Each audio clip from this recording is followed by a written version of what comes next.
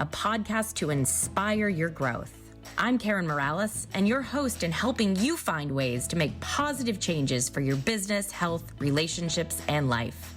We always have a path to a happier ending, so let's get started today.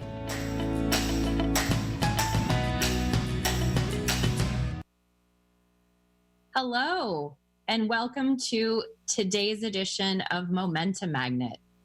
Today, I'm following up on a speaking opportunity I had the pleasure of doing about 2 weeks ago for the kickoff meeting of the Dell's Women Entrepreneur Network event that was presented in conjunction with youre.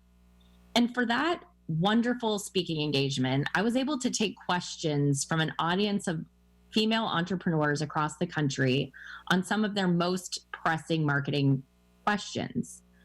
The beautiful thing on speaking for an hour is I got to talk to maybe 25 or 30 different entrepreneurs and answer their questions, but there were 20, 30, 40 questions that went unanswered. So in today's episode, I'm going to do two things. I'm going to dive into some of the most important questions that I've heard over the course of the last 2 months, and I'm going to be offering an opportunity for you to call in today and ask your own marketing or business question. I can be reached at 844-305-7800 if you want to call in with a question, and we'll answer it live today on the show. So let's start with the number one question that I've received over the course of the last 6 months. As we've been in quarantine and a little bit before, the question I hear more than anything else is, what should I do now with my business? It's a great question, right? It's also a broad one. So how do you start tackling a question that could mean something totally differently to a nonprofit than it would mean to a pharmaceutical company? The thing is, all of the services that we provide to consumers starts with the consumer. So the first place when you're trying to decide what to do next with your marketing is to ask yourself, how have the needs of my consumer base changed in the atmosphere that we're living in today? That's number one. The second piece, once you've determined whether they're spending more, spending less, stuck at home, more interested in your product than ever before, you say, what can I do differently to better deliver on those needs? And lastly, you would then come up with, and how do I provide the most value in that equation? So one of the people that I spoke to in the last week was really a luxury travel agent. So she's someone that books trips for the uber wealthy, and usually trips that coincide with business sabbaticals. She was really struggling with this idea of, how do I even talk to the busy executive now that's more overworked than ever? Do you have any ideas? Well, the place that I started was, what need has truly changed? And a lot of executives these days are feeling like they need a break from their home office. Perhaps they're going to be working from home until 2021. And maybe they even have children in the home who are maybe or maybe not homeschooling. So I said, your probably best approach right now is to try to take these wealthy families and put them in a change of scenery with a live-in tutor or nanny.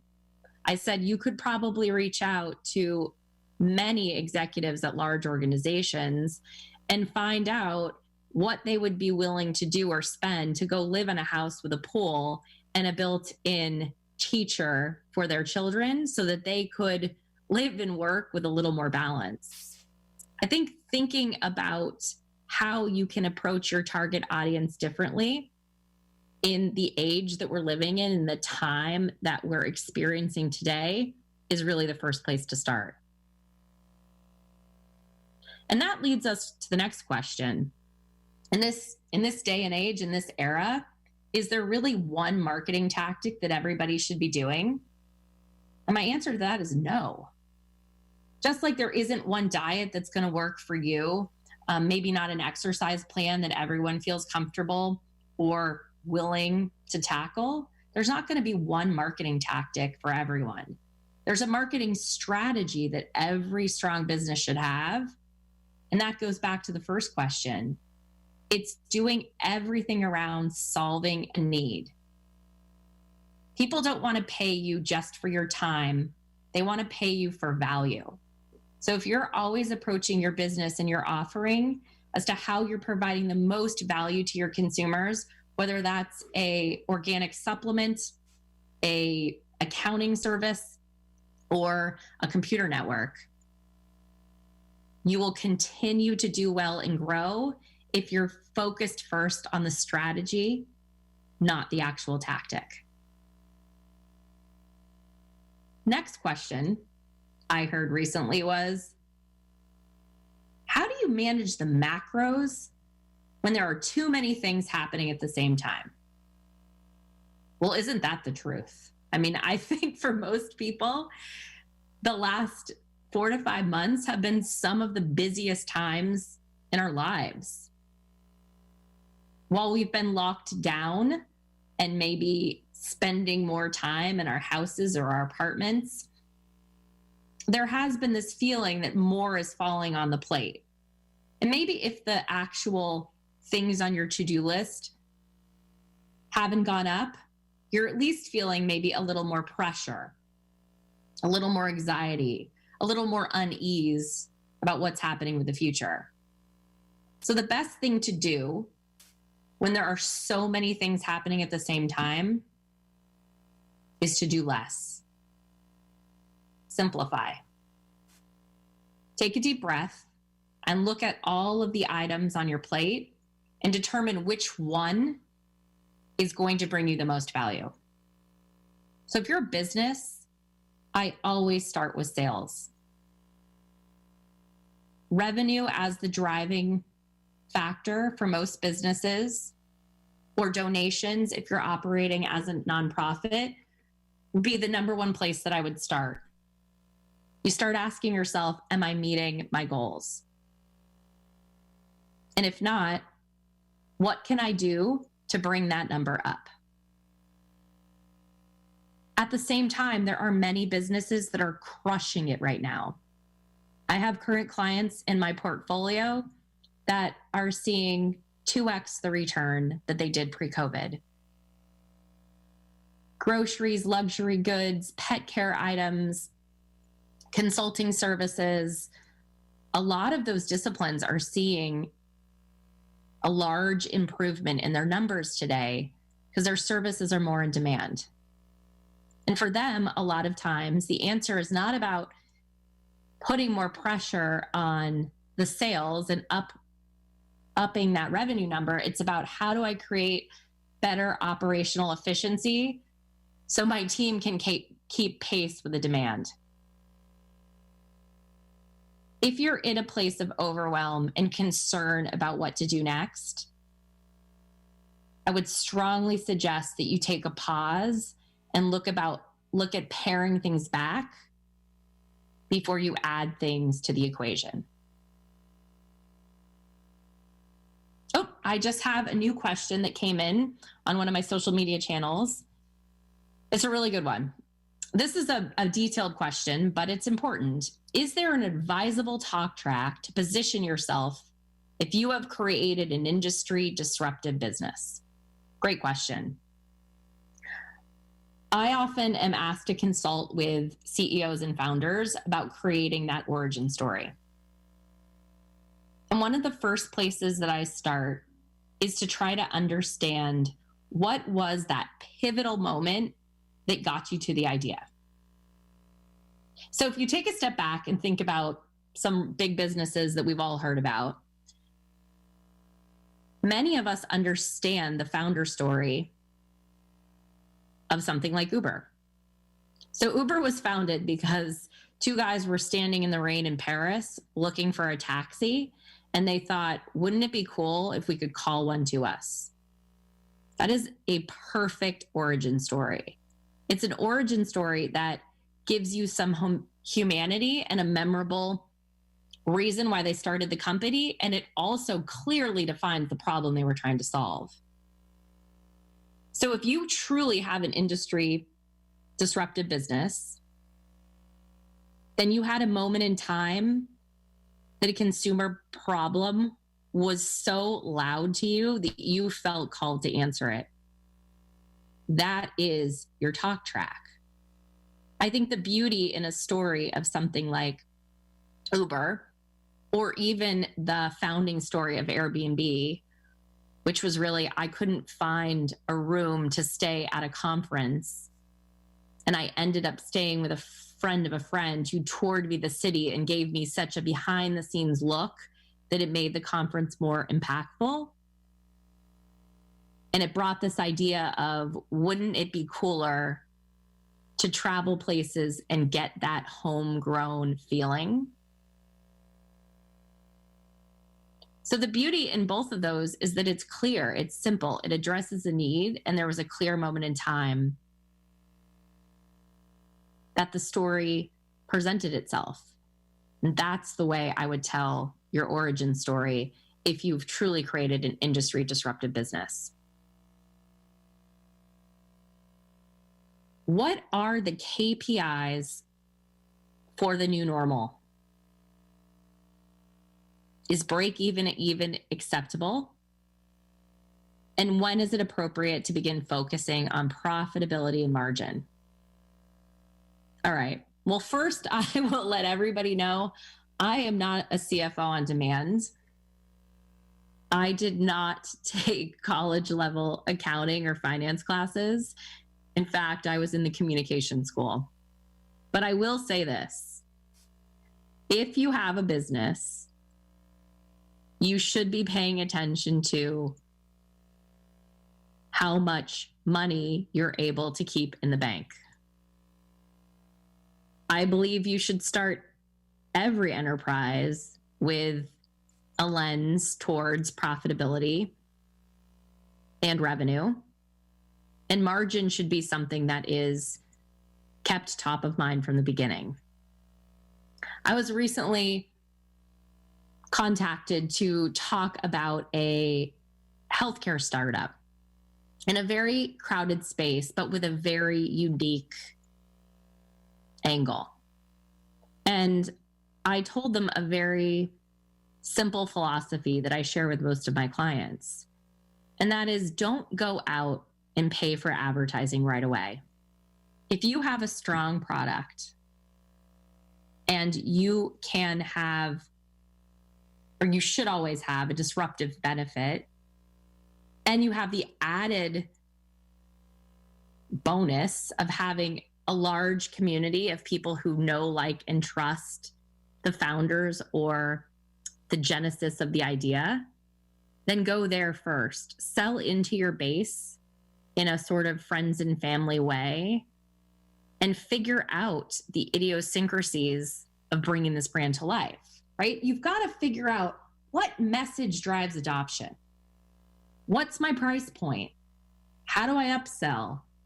How do I get these guys to buy 3 or 4 instead of 1? So if you can do that with your brand zealots, your lovers, the ones that are already in your community, and figure it out there without a ton of advertising costs, that's always your best approach. Because you can turn up the volume with advertising, but you can't solve a sales or branding problem by turning it on. I think that's a really important distinction. I've had a lot of CEOs come to me and say, I've got this startup. It's a really cool thing. I need to sell more. Can you run a campaign? Seems like an easy enough request, right? A lot of agencies will say, sure, I can do that. And that'll cost you X amount of money. But my question is always, are you ready? Do you know what message works best? Do you understand your price point? Are you able to upsell in your sales funnel? Because until you can do all those basics right, you don't really want to waste a ton of money on advertising. As long as you can sell your product without advertising in an extreme paid way, you will have the benefits of greater fiscal responsibility and more money in the bank. Now, I understand there's a lot of outliers. There's probably people sitting there and listening, hey, that's not possible in my particular market. Well, maybe not, but I would challenge you to start there first. You want to be able to sell your product to the right people in a defined way with a system before you throw tens or millions of dollars into amplifying that message.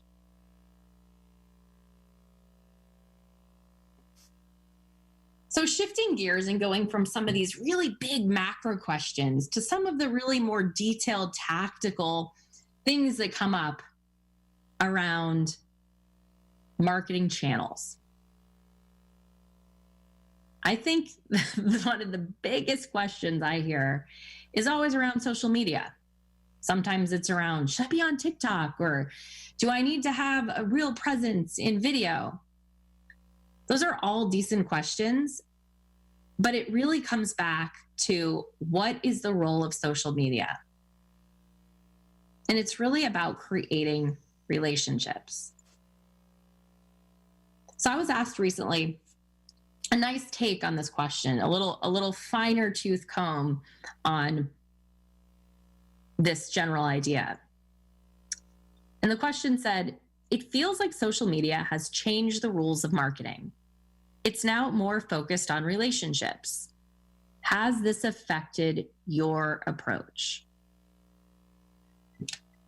I think as we think about marketing overall, and we think about our consumers, every single one of our interactions or transactions with someone who gives us money for our services is about exchange of value. And what social media does is it just enables us to have more connection opportunities to provide that value without having to be face to face. So if you're thinking about social media, it should be another way that you're connecting with your audience for authenticity. And if you're doing that correctly, you're going to see success. I have a live caller that has just called in, and I'm going to go ahead and welcome Paige and see what her question is. Hi, Paige, it's Karen. Hi, Karen. How are you? Great. I had a question. So if I am trying to make a big change to my business during this time, where should I start first? Like, what should I be looking for, and how would I know if I'm making a good decision? Like, what should I be looking out for? Thanks, Paige. That's a great question.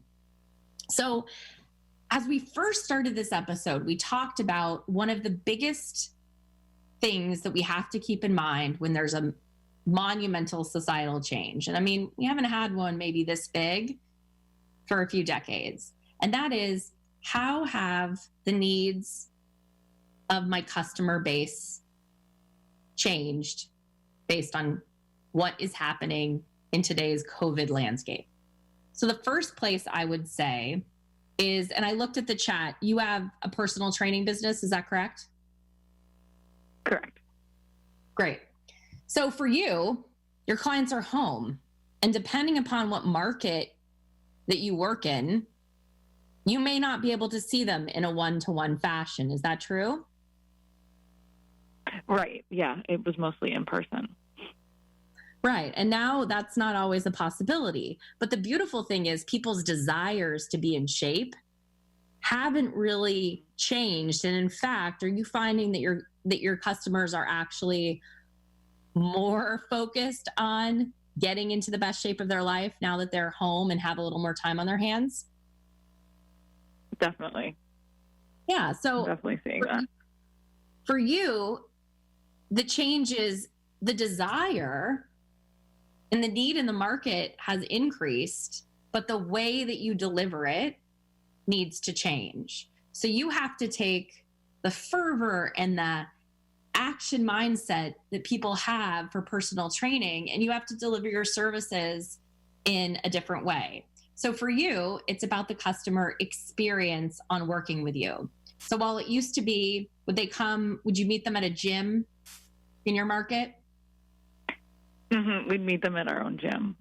Right. So you'd be in your own gym, and now you have to figure out ways, how can I help them within their own homes? How can I help them at safe distances outside? And how can I create services and packages that meet them where they are in this moment so that they can meet their goals in a new way?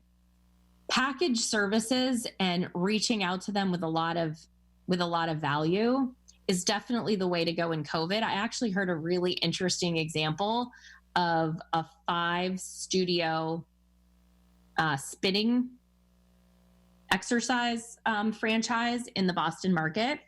So right before COVID, they'd sold a lot of their unlimited packages. And as COVID hit and they had to close down their, I think, 5 or 6 locations, they could easily see that even when the market opened up, they probably wouldn't be able to pack 50 people into a small little room.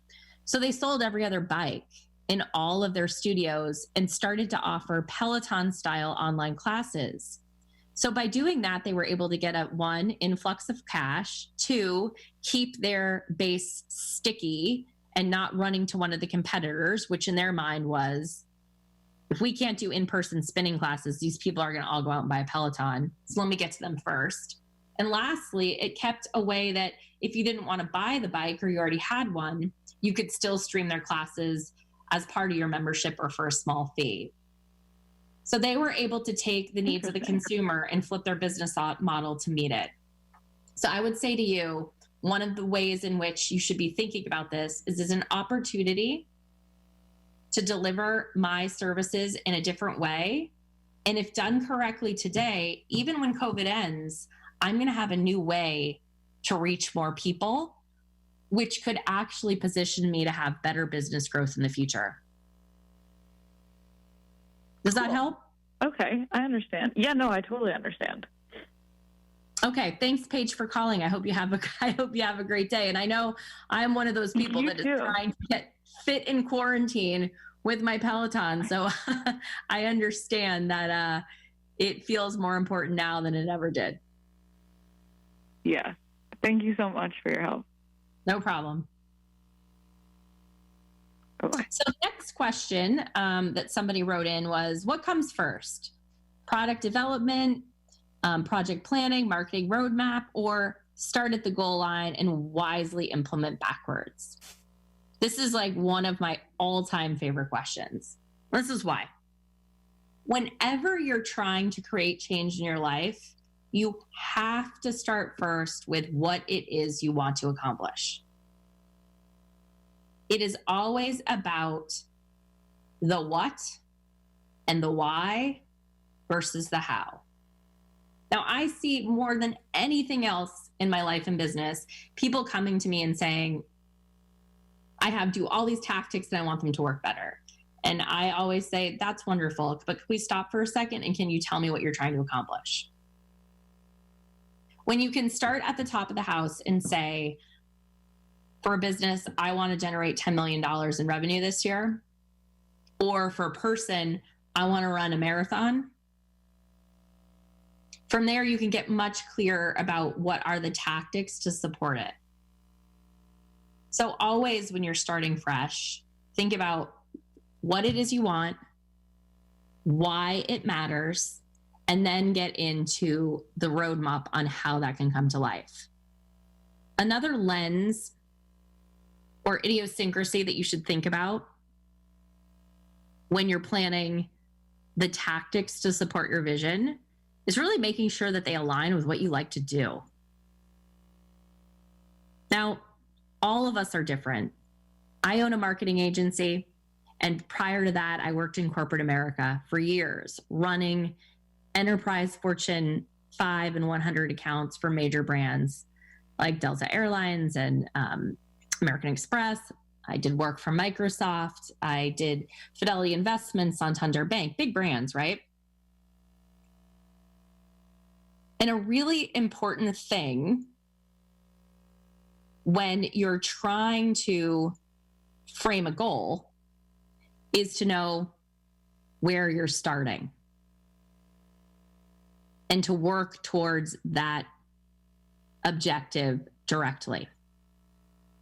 Now, I sort of lost my train of thought when I was thinking about these big businesses and how it translates to a smaller startup.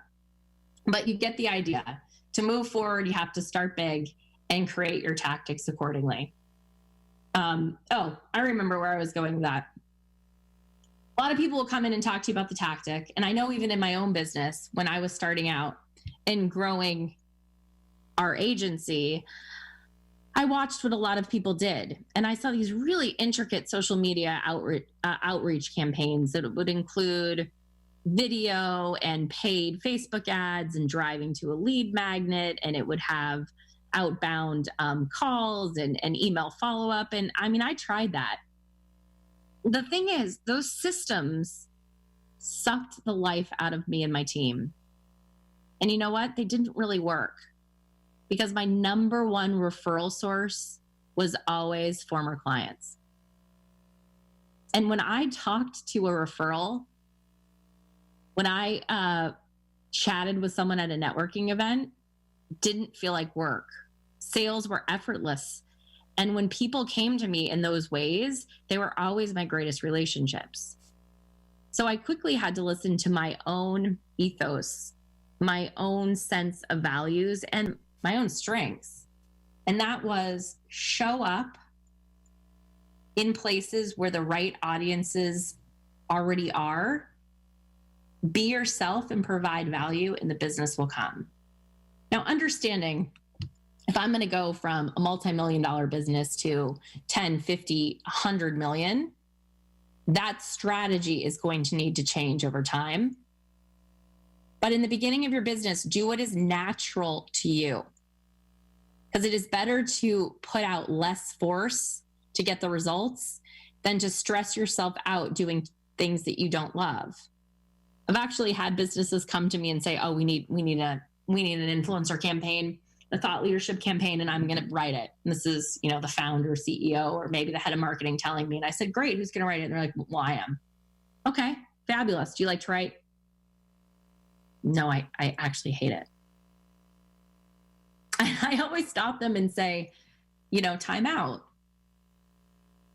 A marketing program or tactic based on something that you don't love doing isn't going to work. Your heart's not in it. So don't focus there.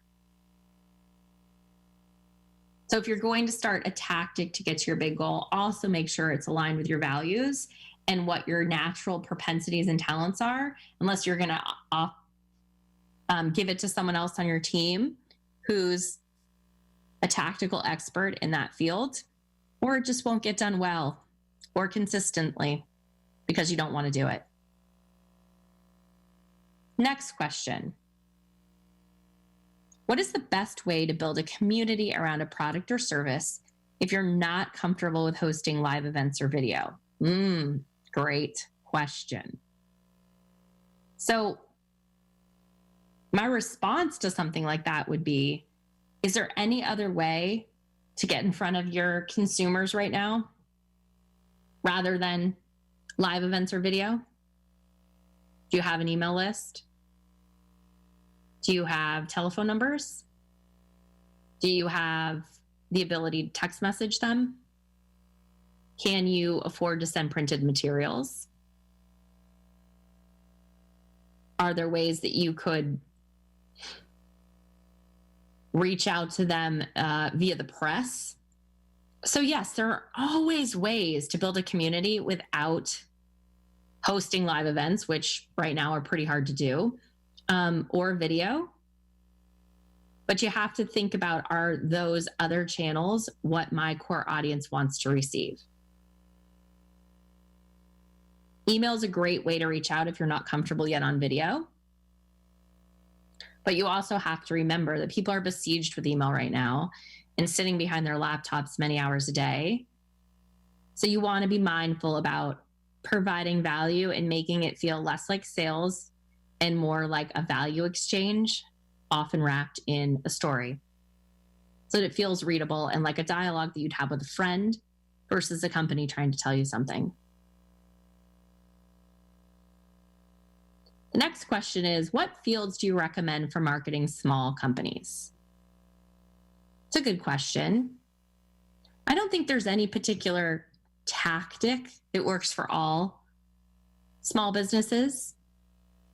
But I would say if you're not turning a profit, we go back to that idea of what can you do to get in front of the people that buy what you're selling in a low cost way.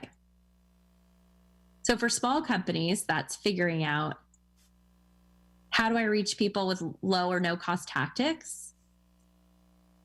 How could I sell whatever it is I offer to one source that would buy many? So if you're making bracelets and you don't have a lot of big budget to advertise B2C, is there a distribution partner that would want to carry it for you? So that would amplify your sales without enabling you to go find all of those particular consumers. Next question. And if you have a question and want to call in, if you're listening live, I'm here. If you have a problem in your business, or if you're looking to break through in another part of your life, I would love to hear what you're struggling with. You can call us at 844-305-7800. Again, the number is 844-305-7800. We'll be here till 2 p.m. Eastern time, and we'd love to hear your questions. So another one that came in from Facebook is, how do we balance wanting to promote the work we are doing with not wanting to be part of or lost in all the media noise? Now, this question, I'm imagining, came up because of all of the things that have happened this spring. We had the COVID crisis. We had the Black Lives Matter moment. We've had a lot of political discussions. And some brands have felt really reticent to put their voice into the pot in these moments of time and change. But our purpose as business leaders is providing value to consumers. And if you feel strongly about the value that you're offering and providing, then there isn't usually a ubiquitous time when you can't talk about what it is you do, provide, or sell. Now, of course, there's always these small pockets and windows where it makes sense to go quiet. There's a national tragedy, when there's a day of silence, when it's a holiday. Agreed, we can be quiet. But we need to think of what we offer as something that has value to the world. And if you truly believe that, and it's my opinion that why would you want to be in business if you didn't feel like what you were offering did in somehow make people's lives better? Then you can give yourself permission to stand up and talk about what it is that you offer in a way that feels aligned with what's happening in the world. So again, you may have to tweak the sentiment, you may have to tweak the angle, you may have to tweak the audience, depending upon what's happening in the news, but it doesn't mean that you need to be silent indefinitely. Next question. Have stats like email open rates changed, or if they've remained the same? That's a good question. I think it's really, really hard, honestly. It's my personal opinion. I think it's really hard to talk about all of these industry averages on things like, click-through rates and open rates. I mean, I know them.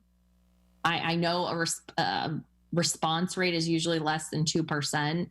I also know clients, and I've seen myself, people get email open rates that are like 50% against their list.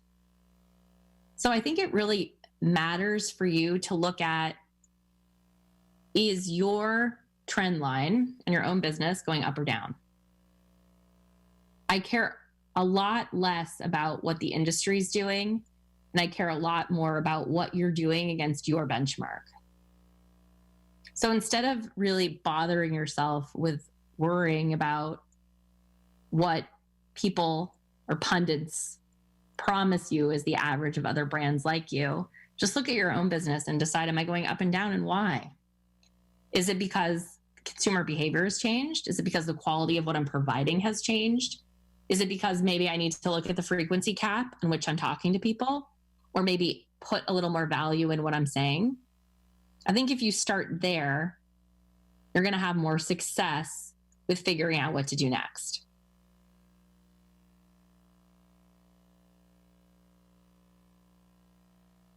Next question. Spend for paid advertising as a startup is larger than runtime in order to properly train the ad engines on sites. Any options? This is a very specific question, and I'll try to answer it. So I think when we're thinking about paid advertising and marketing, I like to start at the top of the house. And I think across all of the large and small companies that I've worked in, I like to give people a normative idea of how much they should be spending on marketing. Now, I think a really basic, and I mean, I'm talking about like as basic as you can get. It's kind of like the same idea of like, you need to work out for 30 minutes a day, 3 times a week. I mean, we're at this level of basic. 10 to 15% of your total budget should be on advertising and marketing. That is a stat that I have used my entire professional career for more than 2 decades. And I think it relatively sums up what's normal. There are going to be outliers that are less, and there are going to be outliers that are more. But I think if you use that as a gauge, it helps you figure that out. So the question I would ask this particular business person would say, your spend for paid advertising should not be half of your total revenue or something that's misaligned like that. At the same time, I would go back to my first point and say, are you ready to turn up the heat on paid advertising because you are sure you have the right offer, target audience, and message? Now, again, sometimes it takes a few months of spending and amplification of your message to reach enough people to know if you're doing the right thing. But more often than not, if your paid media isn't successful, it's not because the SEO isn't keeping up, or it's not because you're not spending enough. It's because you need to tweak something in who you're talking to, what you're saying, or what you're offering. And if I'm to balance those 3 against each other, I usually start with the offer and tweak that first. Now we're changing gears to something that's not about B2C, which is interesting. How do we identify and best engage with qualified potential B2B clients online? It's a great question.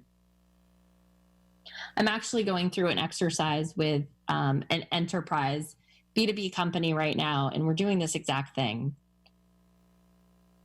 Where I usually start with B2B clients is I try to understand, if you're selling a service to other businesses, there's usually 3 big questions to answer first. The first question I usually ask is, what problem are you solving for the other company? And by solving that problem, is it going to earn them or save them money? It's an important distinction. The next piece of the equation is, who is the decision maker that you need to reach to get that first meeting? And around that decision maker, who are their influencers? So a lot of times, in a lot of industries, maybe you want to reach the CTO, Chief Technology Officer. Maybe you want to reach the CFO, Chief Financial Officer. I find more often than not, you have to get through their executive assistant to get to them. And that's a gatekeeper. So you have to think about the needs and wants of that person who may be protecting the schedule. So once you've figured out whether you're helping them save money or earn money, and you know the decision makers involved in the decision process, what you want to sell, then you think about, are there particular vertical industries that I can sell to that have different players or a different outcome. And by looking at those 3 pillars, you can start to frame differences in story, which make it much easier to have better conversations with your prospective client. By knowing who you're trying to reach and what you're trying to offer to them, then you can find ways either on LinkedIn, through industry networking events, by asking colleagues, by asking former clients to give you a referral to the type of person you need to meet that has a particular challenge they're going to solve. It becomes a lot easier to do. The client that I'm working with right now works across many vertical markets: pharma, insurance, financial services, CPG, and with many different people in the organization: CTO, CFO, COO. So we're trying to frame out what is, based on all of our past experiences, what was the most seamless path to entry, and what is our leading conversation. This particular client offers consulting services across many different disciplines and is sort of best in class in all of them. But what is the low-hanging fruit? What is the easiest consulting assignment to sell in? That's usually your best approach, especially if it's about saving money. It's a lot easier to sell in a B2B environment on your product that offers them the chance to save amazing amounts of money. Because if they can save amazing amounts of money, it always takes the risk out of the equation. That when they work with you, there will automatically be a positive ROI, which is easy. Now, I love going across the gauntlet of different marketing questions. So this next one's a totally different approach. So we just went from B2B enterprise sales, and now we're going to talk to being a sole entrepreneur or someone that's being paid as an expert, a consultant, for their opinions. This question is, how can I transition from a freelance, in this case, an ACD, to position myself as an expert? How difficult or challenging was it to scale from being a sole proprietor to a licensed business and then to add staff? There's a lot packed into that question, so I'm going to try to break it down. So the first question is how to go from like freelance to expert, or how to go from corporate America to consultant. I think whenever you're providing your value and you're positioning yourself as an expert, it's really good to feel confident that you are one. Now, a lot of us in all aspects of our life have moments of feeling a little bit insecure, and that is normal. I'm not talking about that. I'm talking about if you're going to sell yourself as an expert, you should definitely have some track record in being one. I think for me, well, it was even a bit nerve-wracking to start my own business. I had spent almost 20 years in corporate America, and I had counseled many luminaries from huge, huge organizations on what to do with their marketing. So it wasn't a big reach for me to sit in a boardroom or sit across from a CEO and founder and tell them what I think. So that was an easy switch. At the same time, I had to remind myself that even though I was starting over as the master of my own universe as a sole consultant, didn't mean I had to start over in terms of pay rate. While I may have been paid out at like $750 an hour at the ad agency, I didn't have to charge $50 as a solopreneur. So it's that mapping back of what is the outcome or the value that you're delivering for clients, and what would be a fair price for compensation for that value. I always tell people in an expert industry to charge more for the outcome and not to get into this price war on your time. Time is finite, value is indefinite. So charge for your value versus your time. In terms of making yourself a licensed business, I mean, I did that from the beginning. I am risk adverse only in finances. For example, the scariest part for me of starting my own business was really, how am I going to deal with the accounting and the bookkeeping and the taxes? I didn't have a deep knowledge of how that was going to play out. So that was the first thing I outsourced. I hired a lawyer. I got official contracts made. I set up a business account. I hired an accountant. So I didn't really understand, I don't know, how to register as an LLC. I then found out quickly it would be better for me to make that LLC an S Corp, and then how to structure kind of my own compensation for myself, whether it's payroll or distributions and all those complexities.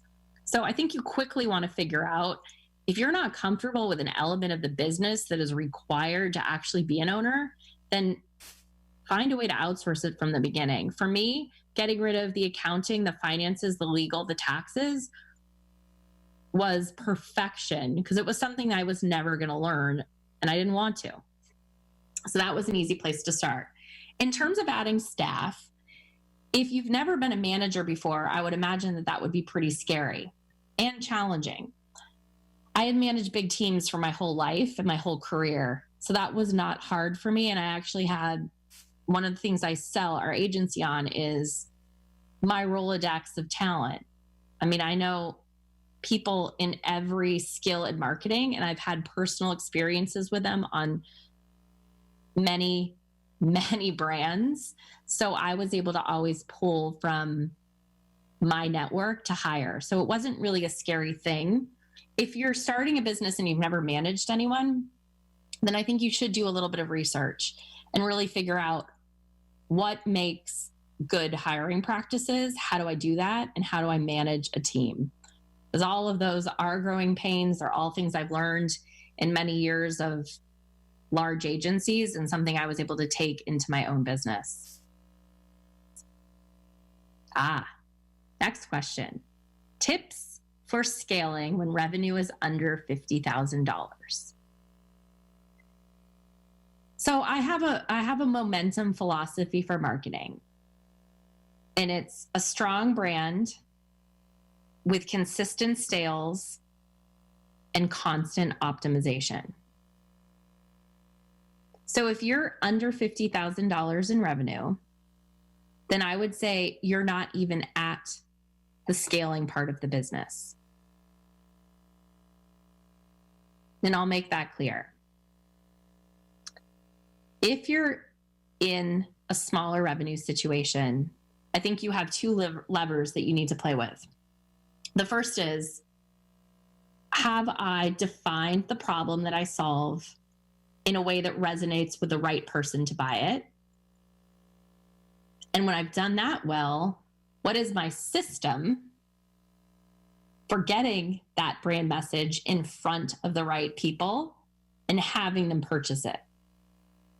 If you're at $50,000, I would imagine you're either needing some tweaks to your brand story, or your process in getting in front of the right customer. When you're at a lower revenue range, you aren't looking for ways to spend more money to get in front of people. You're looking at the low cost ways to do it. Whether that's amplifying your message through social media because it's free, whether that's having a better word of mouth strategy, whether that's finding a way to get your product to a larger distribution network, selling through somebody bigger than you, selling through a channel that gets better exposure, whether that's Etsy or Amazon. I think you have to work on those portions of the business first before thinking about doing anything to scale, because you're not really there. Scaling is really about, you've crushed it, you have a system, and now you can franchise. You got to get to the system that sits before the franchise opportunity to be successful there. Okay. Are people reading email newsletters? I don't know. Are they? My question for you is, what is your email newsletter about? Are people reading yours? If your open rates are down, I would ask the question of, is your content relevant in this moment? Is your content going to the right list? Is it going out with the right frequency? Is it providing value? If it's not, then ask your audience what they want differently and think about how you could tweak what you offer in a way that is listening in to what's happening in this exact moment with greater clarity. And my last question of the day in this like marathon of marketing questions is, how do I become comfortable on camera? Great question. You do it. I don't really love recording live videos. It's not my favorite. I think the two things that really helped me get more comfortable on camera was I did photo shoots with real photographers with real hair and makeup, and the pictures turned out fantastic. So your first thing to do to get comfortable is get some really amazing headshots done. Get glammed up. Even if you're a man, get a haircut, buy a new suit jacket. If you're a woman, get your hair and makeup done. And I mean like full hair and makeup, and get those pictures done with a professional, maybe even in a new outfit. So feel good in film first. And then once you've done that, work on video and force yourself to do it. The only way to get comfortable doing anything is practice. I also know that I don't watch myself on video. I don't listen to my podcasts. I don't necessarily reread all the emails that I write to my list. I do it. I feel confident about it in the moment, and I leave it in the world. And I don't get all concerned with going back and revisiting. So that is today's marathon session on marketing. What I would say is, if you have questions and if you're worried about what to do next in your business, I'd love to hear from you. My entire agency is about solving problems for consumers. And my reputation in the advertising world, when I worked in with big companies, was always as a fixer. I was called in to work on the hardest accounts with the most challenging team structures and to fix the problems that weren't able to easily be solved. And that's what we do today for clients. We help them get clear about their brand. We help them find a repeatable sales strategy that works. And once they've done that, we help them optimize. And we'd love to help you. So reach out, marketing-magnet.com, and we would love to help you. That being said, happy Friday. I hope we've given you some food for thought for your marketing. And we will be back next week with another comeback story. Talk to you soon. Have a great weekend. Thank you for listening to Momentum Magnet. We're here every Friday at 1 p.m. Eastern Time to share inspiring comeback stories. We want to hear your reviews and love getting your subscriptions on iTunes and Spotify. For show notes and past episodes, visit MomentumMagnet.com. I'm Karen Morales, keynote speaker, writer, and founder and CEO of Marketing Magnet, a fast-growing marketing agency for purpose-driven companies. Whether you are a business needing an agency or if you are looking for weekly tips to get ahead, sign up at marketing-magnet.com to receive our weekly inspiration on getting more in your life and business.